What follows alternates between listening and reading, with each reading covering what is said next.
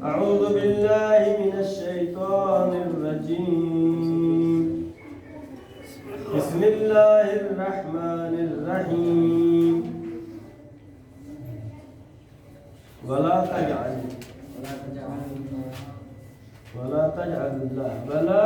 تجعلوا الله عرضة لأيمانكم أن تبروا وتتقوا وتصلحوا بين الناس والله سميع عليم.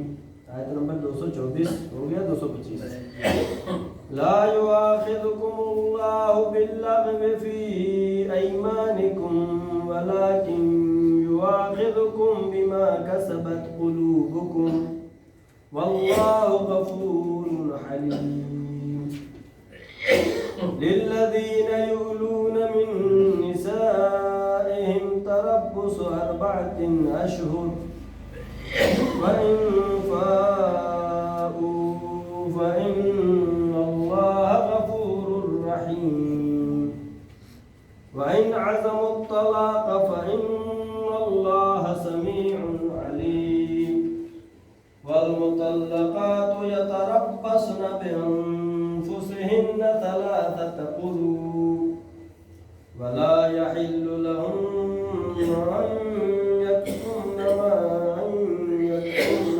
خلق الله في أرحامهم إن كن يؤمن بالله واليوم الآخر وبعولتهن أحق بردهن في ذلك إن أرادوا إصلاحا ولهن مثل الذي عليهن بالمعروف وللرجال عليهن درجة والله عزيز حكيم. یہ طلاق کے بارے میں بحث اس میں ہوئی ہے. آیت میں بیان ہوا ہے کہ طلاق کے بعد عدہ کتنا رکھنا ہے. 3 طہر ہے, 3 مہینہ کچھ دن ہوگا. اس کے بارے میں تذکرہ ہو رہا ہے. اب یہاں پہ آیت بہت اہم ہے. آیت نمبر 238 ہم نے پڑھ چکے, 238 پڑھ چکے, 239 239. یہ آیت بہت مہم ہے. الطلاق مرتان فإمساك بمعروف أو تسريح بإحسان. یہاں پہ آیت کیا کہ الطلاق مرتان, طلاق 2 مرتبہ ہے, یعنی طلاق رجعی 2 مرتبہ ہے. یعنی 2 مرتبہ طلاق دے کر کے مرد جو ہے عدے میں رجوع کر سکتا ہے.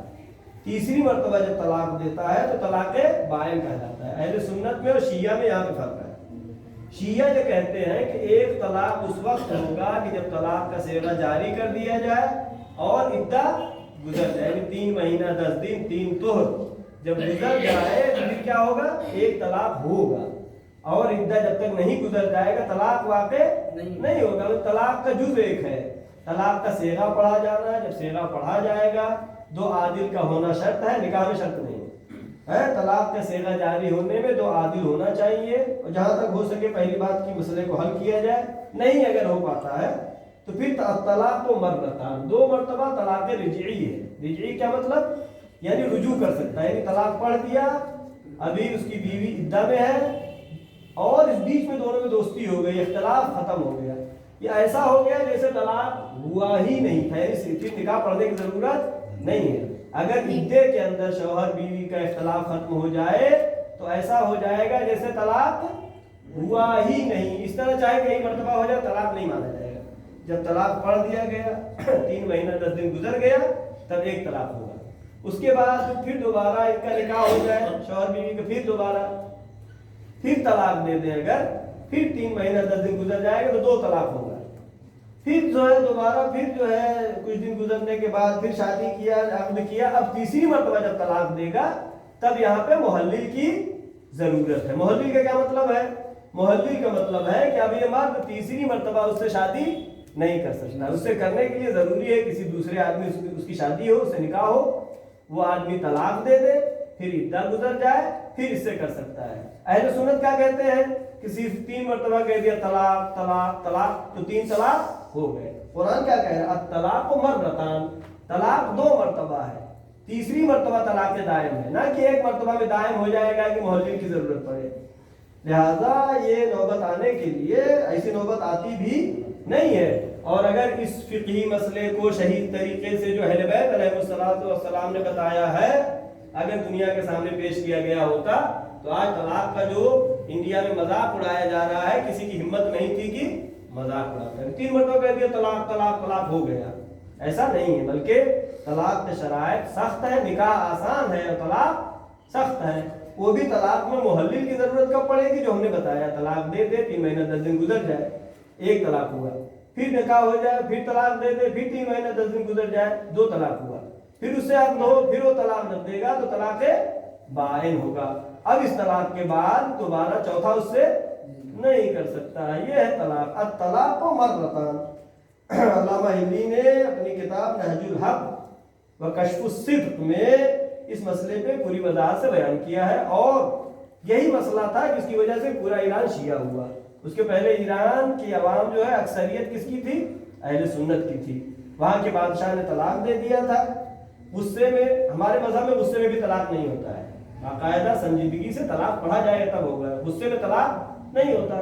وہ اہل سنت کا تھا بادشاہ، بیوی کو غصے میں کہہ دیا طلاق طلاق طلاق۔ علماء اہل سنت کو بلایا، سب نے یہ کہا کہ محلل کی ضرورت ہے، بادشاہ کے لیے بڑا سخت کہ دوسرا اس سے شادی کرے، پھر وہ طلاق دے، پھر اس سے نکاح کرے۔ لہٰذا کسی نے بتایا کہ شیعہ بھی ایک فرقہ ہے، اس کے ایک عالم ہے علامہ ہلی، اور علامہ ہلی کو بلایا گیا تو انہوں نے اپنی جوتی کے ذریعے ثابت کر دیا پہلے ہی شیعہ مذہب کو۔ کیسے ثابت کیا؟ جب وہ دربار میں گئے تو جوتی اپنی بغل میں دبا کے لے گئے، ساتھ میں بادشاہ کے تخت پہ بیٹھ گئے۔ لوگوں نے اعتراض کرنا شروع کیا، اہل سنت کے علماء نے، حنفی، شافعی، حنبلی اور مالکی، چاروں ائمہ ان کے علماء ہوتے ہیں۔ علامہ ہلی نے کیا کہا؟ علامہ ہلی نے کہا کہ بھائی جب اعتراض کیا تو بادشاہ نے کہا کہ خود انہی سے اعتراض کرو، کیا اعتراض ہے؟ کہا کہ جوتی کیوں لے کے آئے آپ ساتھ میں؟ پہلی بات آپ نے جھک کے سلام نہیں کیا، کہا غیر اللہ کے سامنے جھکنا صحیح نہیں، چاہے بادشاہ ہو چاہے کوئی بھی ہو، ہے۔ دوسری بات ہے جوتی ساتھ کیوں لے کے آیا؟ کہا جوتی اس لیے، اور کہا بادشاہ کے بغل میں کیوں بیٹھ گئے؟ کہا اس لیے بیٹھ گئے کہ رسول اللہ کی حدیث ہے جب کسی مجلس میں جاؤ، جہاں پہ بھی جگہ ہو وہیں بیٹھ جاؤ۔ کوئی کرسی خالی نہیں تھی، بادشاہ کے بغل میں جگہ خالی تھی، وہیں بیٹھ گئے۔ تیسرا کیا تھا کہ آپ جوتی ساتھ میں کیوں لے کے آئے؟ ایک جوتی سے انہوں نے مذہب شیعہ کو ثابت کیا۔ کیا کہا کہ میری جوتی یہ امام ابو حنیفہ نے چوری کر لی تھی۔ ابو حنیفہ کے امام جو ہیں، ابو حنیفہ اہل سنت کے، انہوں نے چوری کر لی تھی۔ جتنے حنفی مذہب والے تھے سب کھڑے ہو گئے۔ کہا کہ ابو حنیفہ تو تھے ہی نہیں رسول اللہ کے زمانے میں، تو رسول اللہ کی جوتی کیسے چوری کریں گے؟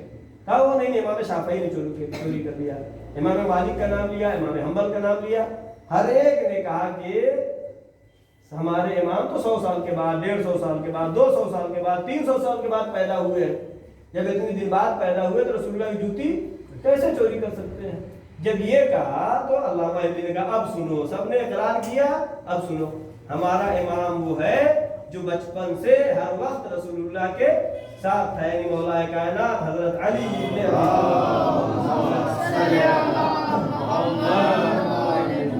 اور اس طریقے سے انہوں نے پہلے مذہب تشیع کو ثابت کیا، پھر اس طلاق کو ثابت کیا کہ تم نے طلاق دیا ہے وہ طلاق غلط ہے، حدیث سے بھی غلط ہے، قرآن سے بھی غلط ہے۔ یہ آیت پڑھی الطلاق مرتان، آیت نمبر 239 پڑھیں پھر سے۔ الطلاق مرتان فإمساك بمعروف أو تسريح بإحسان ولا يحل لكم أن تأخذوا مما آتيتموهن شيئا إلا أن تخافا ألا يقيما حدود الله فإن خفتم ألا يقيما حدود الله فلا جناح عليهما فيما افتدت به تلك حدود الله فلا تعتدوها ومن يتعد حدود الله فأولئك هم الظالمون صدق اللہ العلی العظیم۔ آیت 229 پڑھ چکے ہیں، کل 230 پڑھیں گے۔ ایک مرتبہ سورہ ہم اور 3 مرتبہ سورہ توحید کی تلاوت کرتے ہوئے جو چند آیات کی ہم نے تلاوت کیا ہے، اس کا ثواب तमाम मरहूमीन मोमिनीन मोमिनात बिलखस अपने मरहूमीन को इस सवाल